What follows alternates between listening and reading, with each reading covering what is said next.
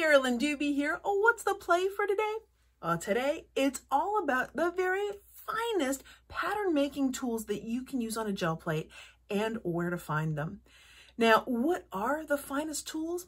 Well, those are ones that can give you a variety of impressions that can create a lot of different looks for you so that you can customize it to the stuff you like to make on a gel plate. And where can you get these exclusive gel printing pattern making tools? Your own home. You've got them right now all around you. Because you see, things that aren't necessarily designed for gel printing can make some of the most amazing and fun patterns on there. Some of the places where you might find pattern making tools in your home are in that kitchen junk drawer, or perhaps the recycle bin, or perhaps even the trash, the garage, things that you were going to get rid of, things that you've built up that you're like, when am I ever going to use this? Backs of cabinets, all sorts of stuff like that can be used to create amazing, fun, playful gel prints. So what do you need to know to transform that stuff around your house into gel prints? Well, that's why I created Playing with Found Patterns, my latest online workshop. In this workshop, you'll find out the 3 key factors to keep in mind when you're using found patterns on a gel plate. And when you understand how to apply these, then you can guide your prints from bold to grungy and anywhere in between. You have the freedom to create the look that you want.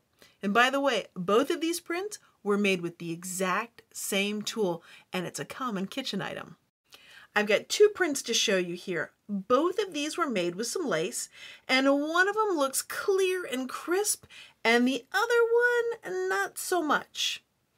Same exact paints, same exact process. Why is one clear and crisp and the other one not?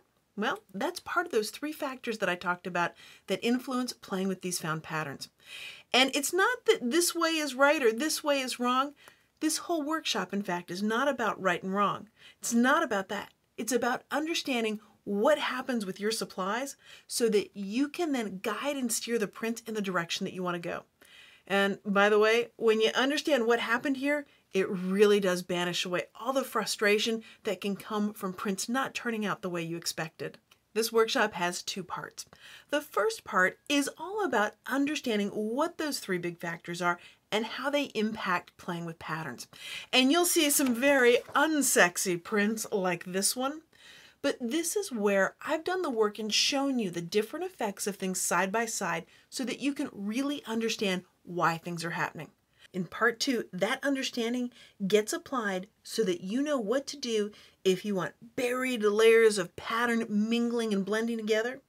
And you'll know exactly what to do if you want clear, crisp details.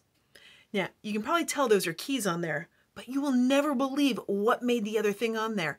And it's not some cool vintage something, it's actually something from the bathroom. Not every print starts out wonderful and beautiful and loved. If you're like me, you've had some pretty ugly prints come off that plate. But when you know what to do with them, you can turn them into ones that you love. So this one, there were some parts where I really didn't like it, but I knew what to do so I could turn it into one that I loved.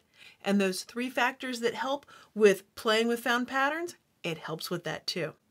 Now, also in this workshop, we're going to talk about how to get into that flow, specific strategies to play and get into that zone as you're printing so that you can get to that magical and relaxing place where the world and all of its stress fades away for a while. Registration's now open, and you can find all that information over at acolorfuljourney.com. And yep, there's a link down below for you too. Is this workshop for beginners or experienced gel printers? Well, the answer is yes to both. Because each technique is broken down so that you can understand why it's happening and then built upon until we start creating complex looking prints. It doesn't matter if you've had experience or not. If you've never made a gel print, you can do all of this stuff. And for those of you that are more experienced gel printers, you'll get to see my process here and you'll get the understanding, the reason why, and you'll see how to steer your prints in specific directions, why the supplies you're using are behaving the way they are so that you can get the kind of prints that you love consistently. I completely stand behind this workshop 100%. And for that reason, I offer a 100% money back guarantee.